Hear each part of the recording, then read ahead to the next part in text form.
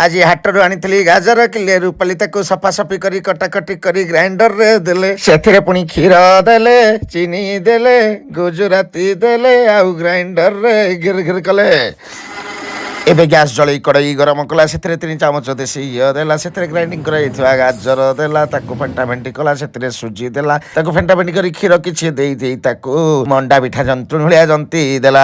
एबे अन्य गोटे पात्र 2 लिटर क्षीर नै 2 घंटा पर्यंत ताकू फुटैला से चीनी आउ बळका गाजर ग्राइंडिंग के देई भलो भारे फेंटी की साइड रे रखि देला गरम गरम गाजर जंतुण की हाथ रे टिके घी हाथ है की गोल गोल चपेटा चपेटा करी के सब गोटे पात्र रे साइड करी रखिला तापरे इडली छांच रे तळे पानी देकी गरम कला से ऊपर टिके घी देकी सबको मंडा पिठा इडली सिझेला भलिया सिझैला एबे कलिया कलिया गाजर इडली को आगरु तैयारी हेतवा रसमलाई रे बुडे दिया गला तापरे ड्राई फ्रूट्स टिके छिंचाला की मलाई मलाई रसमलाई आसी गला मा पखु गाजर रसमलाई आ कर पाटी को मेलई।